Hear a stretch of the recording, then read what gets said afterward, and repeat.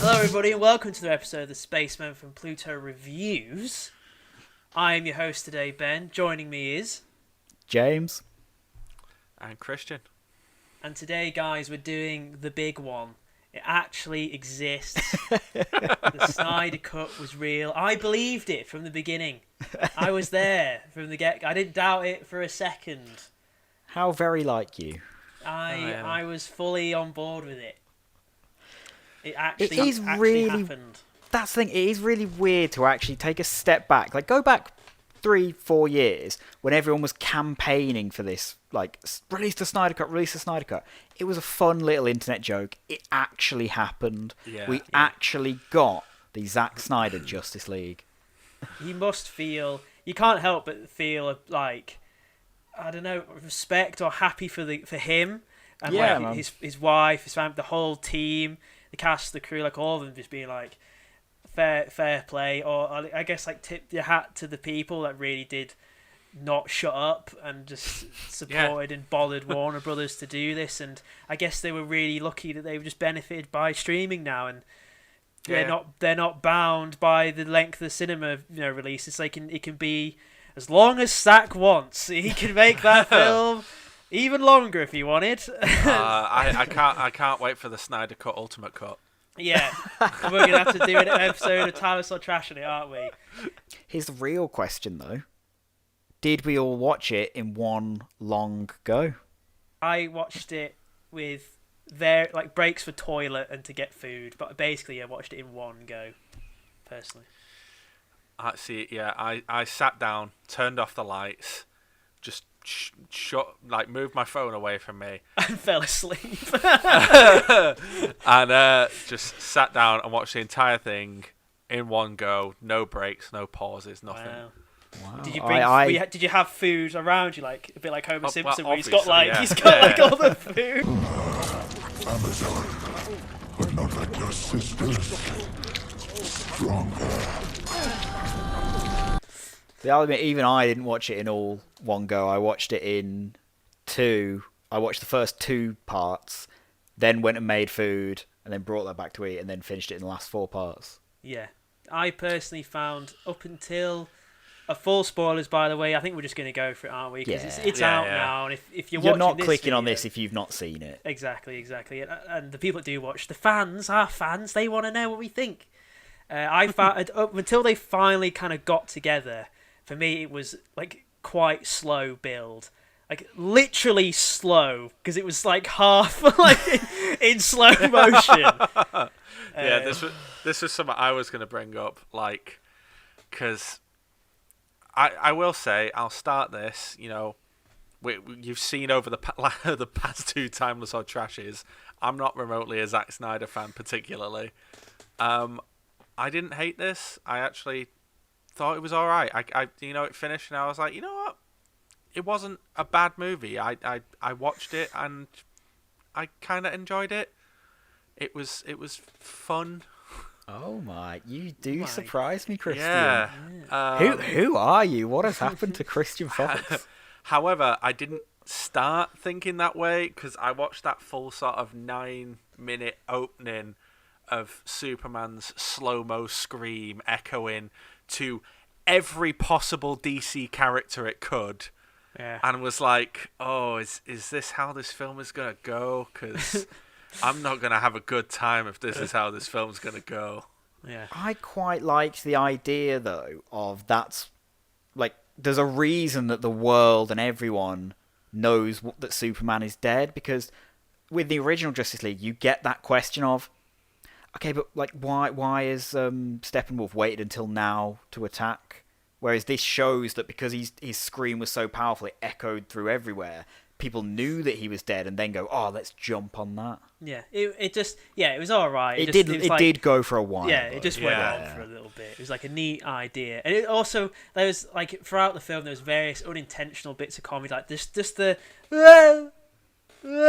I was like, it's just unintentionally a bit funny. This didn't in Tenet when they talk backwards. It's just a bit funny. Yeah, I got the reason for them doing it because it was what awoke the mother boxes essentially, but also I don't know. It seemed weird that the first shot you see is Cyborg turning around. Bearing in mind this, for people who've seen the original Justice League, you know who Cyborg is. For DC readers, you know who Cyborg is. For other people, you don't know who Cyborg is, and the first shot you see after Superman's death is Cyborg turn around and look at one of the mother boxes in his closet. And I was like, I get that the mother box is being awakened by the screen, but why do we need this shot of the mother box being in Cyborg's closet when later on in the film there is a full scene devoted to the fact that the mother box is in Cyborg's closet? Yeah, it's you've told us twice. I guess. I don't know. I will say, I have not seen the original Whedon Justice League. Ben made the request that I do not watch it beforehand because he thought it would be more interesting to see how I feel about this film, having not seen the film that spawned the outcry for this film. And I have a limited understanding of DC outside of Batman, and I was very confused until they had Wonder Woman sit down and explain exactly what the mother boxes were, and I was like, okay, I'm following along now. I can start enjoying this movie. Yeah. That was one thing I was not a huge fan of, is how every time we cut to Wonder Woman, there's some weird vocals going on. I was like, oh, give it a rest. We found that hilarious by the... See, there's a lot of it. I thought it was funny, and I did think that it was kind of a little bit overused, but one of the things that stood out was I actually really liked the soundtrack, because I liked how very different it was for sort of each character depending on the situation. Yeah, everyone has. I even feel like each section seemed to have different themes of music in it. Because when the woman sort of crying out in the soundtrack first came on, I was like, oh, they're not going to use Wonder Woman's theme, and then they weave this newer version of Wonder Woman's theme in, and I was like, okay, I actually quite like this. Used it all. That's the thing. I don't think it was bad. I just think it was overused. They used it a lot all the time. We've non-stop been singing it in the flat. Before we really get into this, I would just like to say I thoroughly enjoyed this.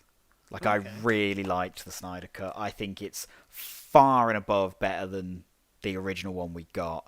It didn't feel too long. I feel like, obviously, if you'd release this as the theatrical version, things would have got cut, and would it have been to the detriment of it? Maybe, because I like how much of each character we got and how much more development they got. But I didn't feel like I was sat there for 4 hours. It felt like it passed and it was good, and different enough to the first one to be worth making. I thought it was fine. I thought it was decent enough. I thought it was alright. I think as well I don't want to watch it again, but I kind of want to spend time away with it, have a good think, because I did find the first half literally quite slow, because there's a lot of slow-mo in it. And I thought, because I found it more interesting now. I'm glad that you haven't watched the other one, Christian, and neither is Danny. In time, we need to take a look at the other one, because it's quite fascinating what they've changed, to the point where, because you're watching this one going what's really wrong with it? The Superman stuff isn't bad. I know of bits of the original Justice League. It's hard not to know of certain infamous sequences and problems that people had, and I felt like some of them were fixed. Just from the trailer, the original Justice League, I had issues with some of the CGI. I thought that Steppenwolf originally looked really wonky. I thought he looked better in this. He still wasn't perfect. There was a few close-up shots of his face where I was like, oh, maybe stick to wide shots. Very spiky. I love the armor and how it moves and changes around. I was going to say I wasn't too set on the armor at first, but during that first fight in Themyscira, where all of the arrows are hitting into him, and then he just flexes and the armor bends down and snaps all the arrows off. I was really like, cool. okay, that was a pretty nice. It was all right. I really liked it. I enjoyed the time that we spent with the characters. I was happy to see them fleshed out and spend more time with them. It's really great to see Cyborg and even Flash a little bit, but particularly Cyborg got a lot more playtime in this film. He sure and I think that's great. Did you not like it? I personally would call him Cyboring. I think they gave him a lot and good character stuff. In what world does Cyborg brood more than Batman? I don't know what's going on with Ray Fisher in his personal life, but I've got as a performance, it's so dry. He has no expressions on his face. Like it's so. He just moves his mouth. Maybe. Yeah, getting into the crux of my problems. Cyborg, like. I enjoy Cyborg as a character, and I thought his character stuff and his arc was written quite well, and it was nice that he got a lot of screen time because apparently he didn't in the first cut. But yeah, I one of the things that I particularly couldn't get over was his voice, and he had a very soft, soothing voice, and I was like, but I'm used to like the sort of boisterous, over the top, like Teen Titans Cyborg, and this I can't even see a world where he transitions into that. He must have thought, I'm a cyborg or being more robotic. It's just not for me engaging to watch. He's the heart and soul of the film, and it's like he's so dry and just a bit boring. I just didn't get that. I thought he was fine. I wasn't watching him like full of charisma and all that, but I wasn't bored watching him because I think that there was nothing maybe in the performance, but I think that where he was coming from interested me enough to keep me invested in what he was saying. I was going to say I think the performance was mostly good enough for like the script that he was given, and I was like I get that this is like a darker take on these characters, and this is some of the it's the first time that these characters are meeting, and Cyborg is literally just starting to deal with the fact that he is more machine than man now. And I like that. It was just the way that he like presented himself and the voice particularly. The only thing that bothered me more than that was that there's one scene, and as soon as I say it, you might agree with me, you might not. I hated the introduction to the Flash. That entire sequence was abysmal. When he was applying for the job at the dog groomers and he saved Iris. I really liked that scene. I thought it was so cringy. There's no way. Awful. A little bit. When she's flung out the car, there is no way she's got that expression on her face. She has this perfectly blank, beautiful expression. She would be gurning the hell out of it's just, and like she would be, and like Danny pointed out, when he puts her on the ground, Danny was like, yeah, but she's still accelerating. So she would still be mush. They've gone to lengths to show that when he twists so quickly, it explodes his shoes. Great element. When he stops and skids on the street, it cracks all the concrete. They're showing that his speed is powerful and it's damaging, and then he just puts her in a movie. It's like, you can't show it beforehand and then not do it with her. It was a bit odd. Yeah, it was one of them things. I mean, I was sat there watching it and I was like, I can't believe that we're watching a sequence that has high definition, like 4K slow-mo CGI sesame seeds, and that's part of the focus of this. Yeah. And it was one of them things. I was sat watching it, and as soon as he like walks over to her and stops and starts staring at her, I was like, "Don't stroke her face, don't stroke her face." Yeah. And then he does like the stroke, and it's like, "Oh my God!" I thought he was going to put the hot dog in her mouth. I thought that as well. Yeah. There was that weird moment, like, where's this going? Yeah, I was gonna say, I made that joke. I was like, he just grabs two of the hot dogs and shoves them up her nose. Because when he stole the hot dog, I was like, oh, he's just hungry, whatever. And then when he goes back into that and he makes the joke of like, oh, I had this the whole time, I was like, I quite like that. Like, I felt there was more charm to Barry Allen this time round. He didn't feel as annoying in this as he does the original. I liked the beginning and the end of it. I just didn't like the whole weirdness of the slow-mo, coupled with the music. The music, Christian. Right, when it began and the piano started playing, me and Danny started laughing because it sounds like the start of the Black Parade. It does, yeah. And we thought he's not doing that, is he? Because I legitimately thought that when that glass shattered, it was going to go into the when I was. Yeah. I started to be like, oh, don't do this to me because I will wet myself laughing. Yeah, and like for me as well, Zack Snyder, he is made to make the Flash, right? It's all he does. However, when those big moments of him in slow motion occur, the weight of that is lost because he's wasting slow motion on Aquaman at the pier, and it's like, or Cyborg playing football. I feel like you should really use that slow motion at precise moments. It has like a greater effect. Don't like Wonder Woman moves fast, so from her perspective, time can slow. Aquaman, I know it looks nice, and he's a vision. I just think like the impact is lessened when we're just showing Cyborg on the football pitch in slow motion and Aquaman. I don't know. I think it's nice moments. It's nice cinematic stuff. But it's when it's put together as a whole, it lessens Flash and Wonder Woman moving quickly. But I would say it doesn't, because it shows when you put Cyborg in slow motion, his scenes, and he's moving in slow motion, that shows that he doesn't perceive time the same way that Flash does. But when you then have the scenes of where everything's moving in slow motion, but Flash is moving normally, it shows that he is faster. No, I mean, it's when the Flash is also in slow motion as well. You don't need to put the Flash in slow motion. No. Those bits would work stronger if you then aren't having people like Cyborg and Aquaman just walking about in slow motion.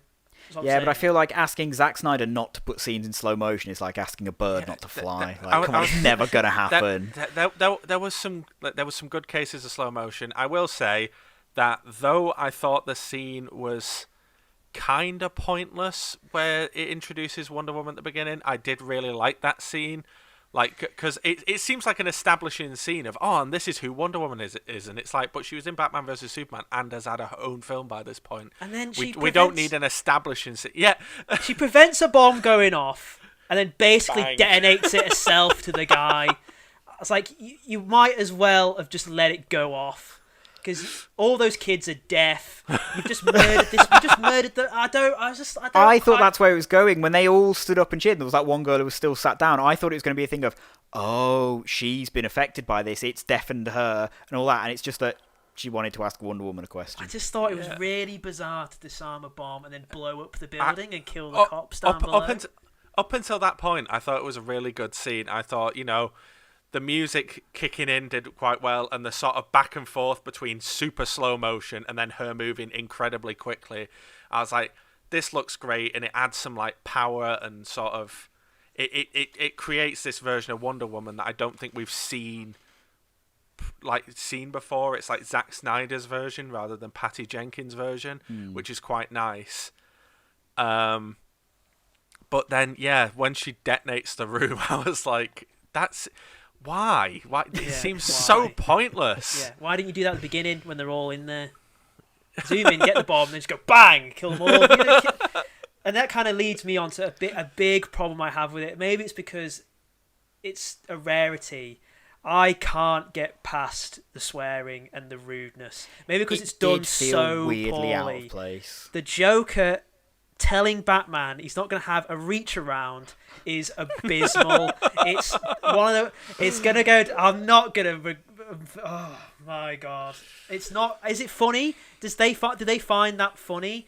It's just. And then when I can't believe I live in a world where Batman looks at the Joker and goes, "I swear to God, I will fucking kill you." I can't. I just. And that's. What? Okay, I'll get onto that nightmare sequence. What do you guys think of the swearing? It felt weirdly out of place. It feels like when a kid is told that he can swear for the first time, it doesn't feel like it's come naturally. It feels like they've put it in for the sake of swearing. Like, ooh, look, Cyborg said fuck. Ooh. Yeah, being adult doesn't mean just swearing. It's what it feels like. the brutality in like the fight sequences and like people being decapitated, and in that Wonder Woman scene, she literally throws that guy at the wall, and you hear that neck snap and see the blood splatter, and I was ridiculous. Mate, how about the fact they threw Steppenwolf through a pole as they chopped his head off? What a send off! I was like, you know what? I can kind of get behind some of this brutality because it feels similar to the Batman versus Superman stuff, and it's not like overly gratuitous. The entire film isn't like Steppenwolf running around cutting people's heads off and stuff. It's just there every now and again. But yeah, the swearing just felt really out of place because they gave it to characters and in situations where you'd be like, why are you doing? And like, I really thought they were going to give Superman this like big swear-filled speech at some point. I was just because they can. It's like, but why would you? Right, the nightmare sequence. I was convinced it wasn't in the film. Right.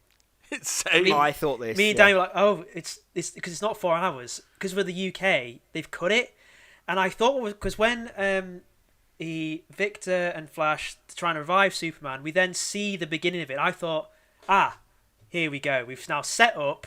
Lois is now a skeleton or whatever. Now he's been Superman's now evil. Now we'll see the nightmare sequence. It is like a split timeline because even Joker says a split timeline or whatever.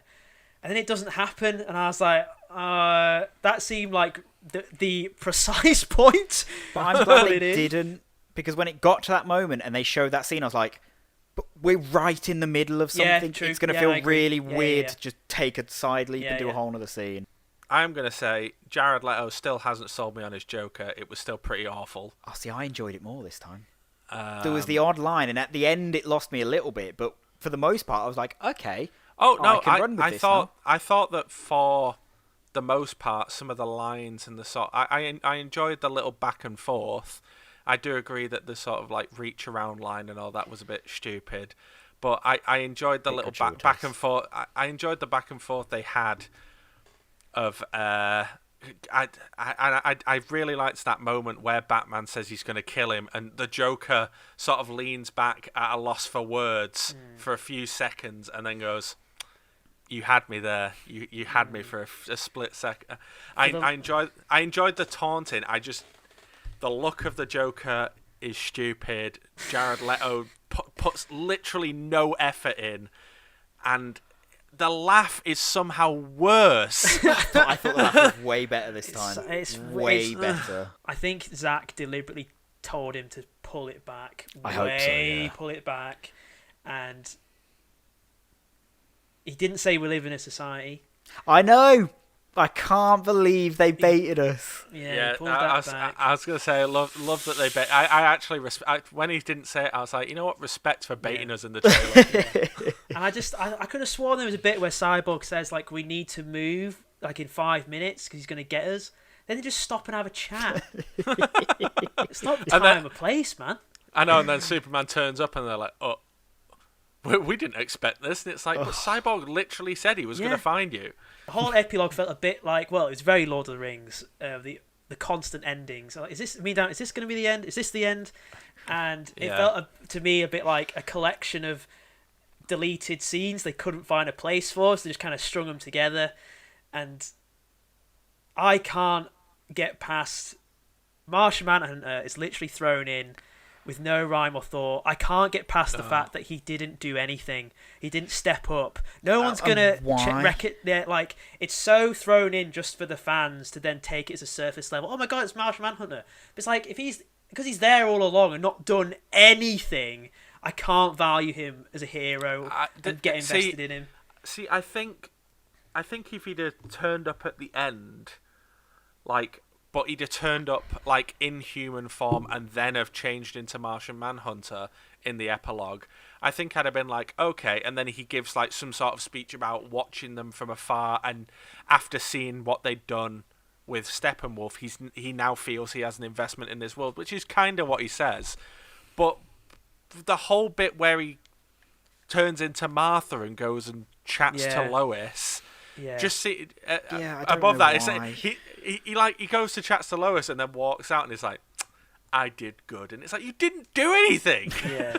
But he did something, but it's pointless. All he did was get Lois back like into the world. Into work, yeah. But what's the point? Like, Martha in the could have grand done scheme of things, he's not actually.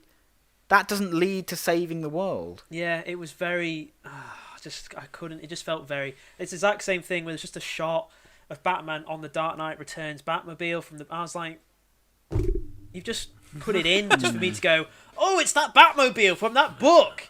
It's not for anything. It's just there for nerds to go, oh. That's a bit like that's just what Snyder does, though, isn't it? Yeah. He likes to be like, hey guys, by the way, I read the comics, like I know what I'm doing. Yeah. Oh, I don't know, man. It's very strange. I am rarely to say this. I'm normally more of a defender than anything, but holy shit, particularly in the Martha scene, the CGI on Martian Manhunter was wonky. Yeah, I think that whole thing's new, isn't it? Affleck looked different. Yes. The whole thing's in lockdown. Another thing, again, I don't remember if this was a thing in the original Justice League. Why did they feel the need to put contact lenses in Aquaman?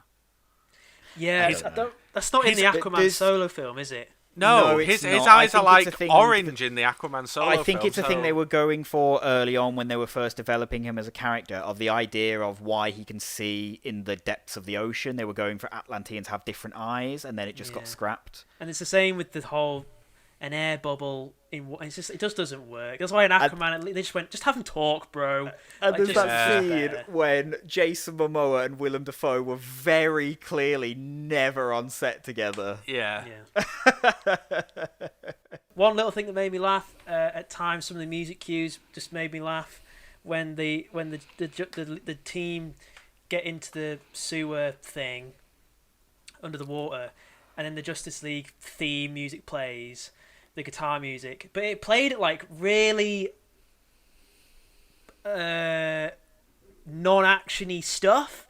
It only played when they were just walking. It was again comedic when it's the big badass theme and they're just walking up some stairs really slowly. They're just walking up the spiral staircase. It's like it's just like they're just walking up these flights of stairs. And I was like, you think they would play it during like the fight? I reckon they had the scene, and in the edit they were like, oh, it's really dull. How can we liven up just walking up some stairs? Just cut it. No, because Zack promised us nothing was getting cut. We were seeing it all. It was like when they later on, the second time that they play it, they're all in the back of the ship heading towards their final confrontation with Steppenwolf, and it's like playing this heavy music over Flashlight doing some stretches. Yeah. Like they're not doing anything. It's so bizarre. But quickly, well, we have some high praises, high points to the film. I'm sure we've got a few we'll talk about. I personally thought a real highlight for me was the section of Superman in the ship, and he has the overlay of his two fathers talking to him and stuff. That I thought was really well handled. It feels weird to say after the Batman vs Superman Timeless or Trash we did, link in description. Zack Snyder actually kind of seems to understand Superman in this film, which is weird. One thing I really liked in this film, and it's because it's something different to what we've seen in the past, is how they addressed the Flash's time travel. Because up until now, it's always been a case of, if he runs fast enough, he opens a portal and just goes back in time.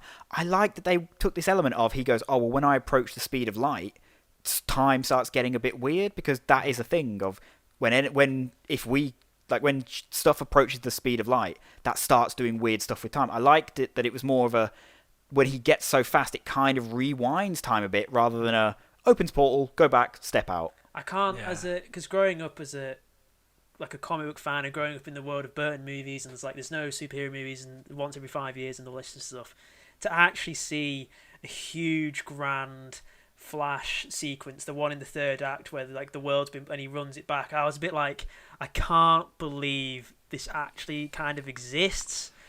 No, irrelevant if it's good or not. I just can't, again, there's 2 Ant-Man movies. I can't believe we're kind of in this even exists.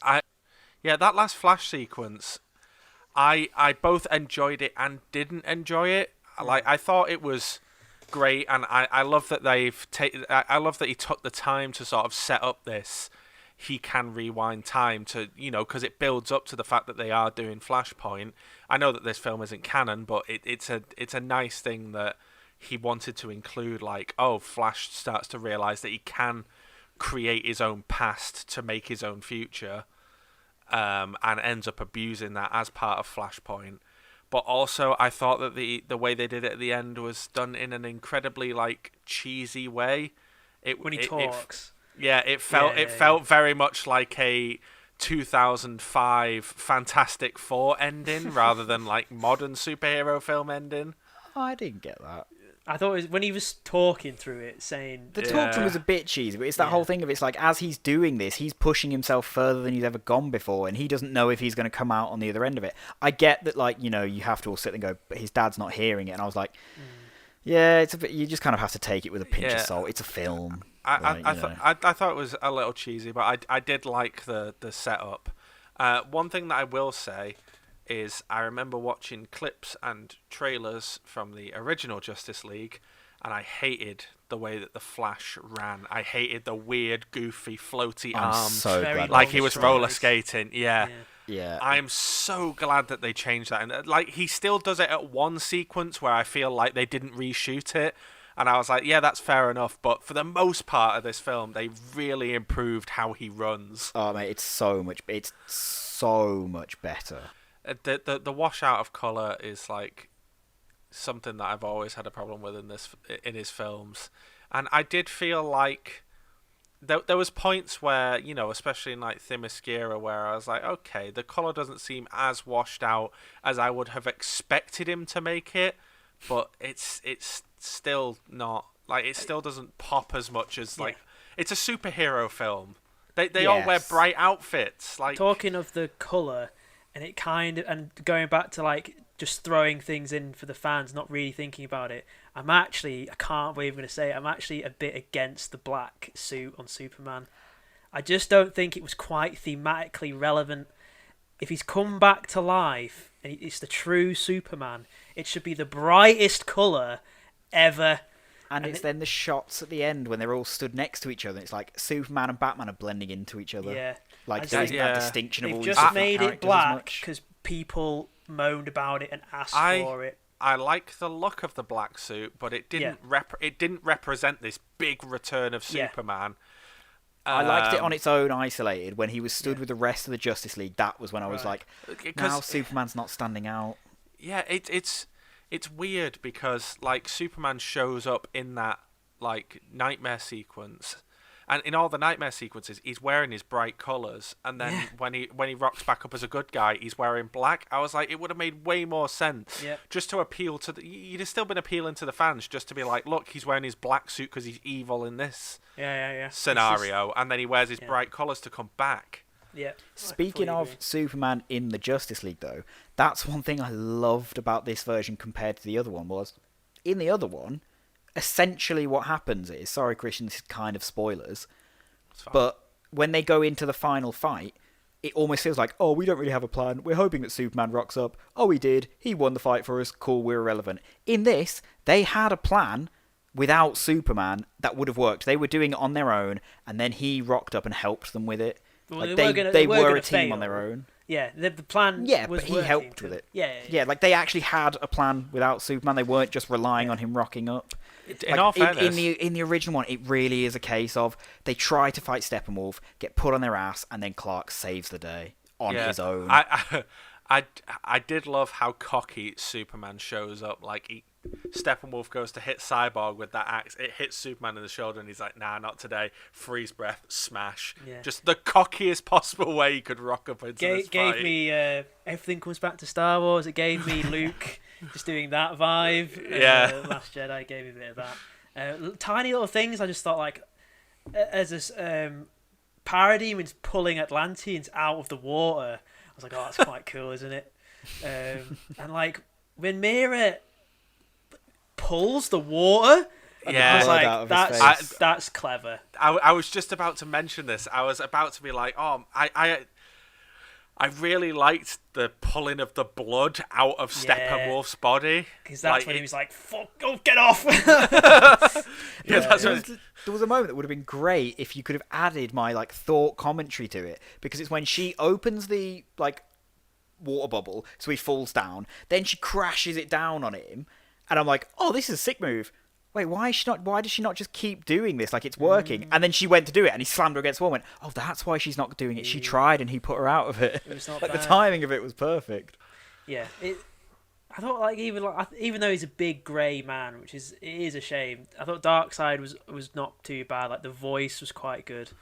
A bit of a generic voice. Josh Brolin has a real personality just in his timbre and his accent. But the Darkseid voice wasn't too bad. One thing I will say was we saw that sequence when Wonder Woman's explaining about the mother boxes. I was sort of enjoying that sequence, but Darkseid was just sort of swinging this staff around and killing people, and I was like, this is cool, but I like the no effort Darkseid that shows how powerful he is, and he hasn't once shot. Yeah, he hasn't once shot janky lasers out of his eyes, and then in that little nightmare sequence, you see the lasers come out of his eyes and hit the Atlantean behind him. I physically threw my arms up. I was like, yes! That was cool. Yeah. Speaking of that, flashback sequence, though, is it not just the most Zack Snyder thing to take a character, the Green Lantern, who can create anything in his mind, anything that he can imagine he can create with his ring, and only have him shoot lasers? Yeah. That's just the most Zack Snyder thing you've ever seen. As well, it's kind of, I think, leading, if we want to move into the kind of the wrap up, I don't know, because we've just watched it. It might be the best. I need to rewatch Man of Steel, but it might be the best one he's made. It's certainly the most kind of coherent and the simplest. I don't particularly think that makes it a great film. It's a very long film. But at least it was quite a simple story. There was just a lot of scenes literally slowly happening. I really liked that they actually still left in these title credits of part 1, part 2, part 3. It felt like it split it up nicely for you, so it wasn't just one huge chunk. Yeah. Could have paused. I really enjoyed it, and I think it was a huge improvement on the first one, because it's like I was saying beforehand. Whether it's, regardless of quality of story, characters, whatever, it actually felt like one film with one vision. It didn't feel like the mismatch amalgamation that the original Justice League did. It makes me sad now that we could have had a version of this. Obviously, it would have been cut down, but we could have had a version of this story all along. Yeah, it's still, I don't know, it's still kind of the same thing though, isn't it? It's still Cyborg's boring either way, and it's still a big grey fight scene at the end of the day. 2 grey fight scenes in a circular dome. It's still what it is at the end of the day. And does anyone have any last thing to say before I end it? I loved in that sequence where where Wonder Woman's explaining the 3 mother boxes get given to each of the 3 things, and it's it shows the Amazonians putting it in a case and putting it away in a vault guarded by hundreds of Amazonians, and then it shows Atlantis putting it in a vault and encasing it and putting a load of Atlantean guards around it, and then it shows the humans just dumping it in a 2-foot hole in the ground and burying it.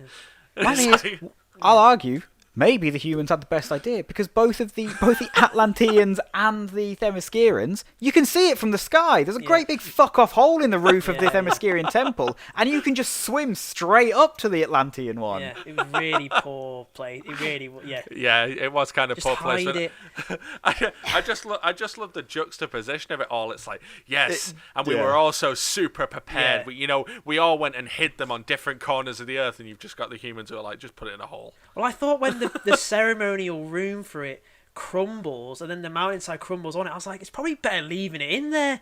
It's definitely going to be harder to get than just on an abysmal attempt to get rid of it. Though I did enjoy bits of the attempt to keep the mother box away, especially the one where she wraps the rope around it, throws it over her shoulder, and then ties the other end of the rope to an arrow and quickly fires it off. There is a really nice sense of desperation in that scene. Yeah. Didn't they do a King Theoden, and that girl gets crushed by the horse. I was like, oh my god, it's Lord of the Rings. Great. And then, even then the army comes down like Gandalf and Eomer. Lord of the Rings, man. Also in Lord of the Rings, the whole flashback thing with Darkseid, that's so the prologue of Lord of the Rings, where the three races unite and fight Sauron. It's the same thing. You think basically, as well, you think Darkseid, there's a bit where Steppenwolf's like, oh my god, I found the planet that you lost to, it's Earth. You think they'd make a note of it? I was so confused by that. That's what I thought. He's like, I found it. I found the primitive planet, and it's like, you lost it. Like it's a huge, great big thing carved into the land, and you didn't think to make note of what planet you lost it on. That was really bizarre. Yeah. You've got interdimensional space travel, and you don't make a map, note somewhere that it's here in the Milky Way. Also, got huge interdimensional travel. No pens and paper. No. Also, I'm assuming that they have. I'm assuming that they have more mother boxes somewhere. Otherwise, like, you know, Steppenwolf arrives and is fully prepared to find the mother boxes on Earth. But then it's like, oh, and this is where what's it called? Anti-life. The anti-life. The anti-life. Yeah, he's like, oh, this is where the anti-life equation is. It's like, well, of course it is, because that's where you left the mother boxes. Yeah, I was thinking. I'm very confused by that. I was like, are there mother boxes on every world? Is that how you destroy the worlds? Is there like loads of them? I was a bit confused about it all. Yeah, that was my thing.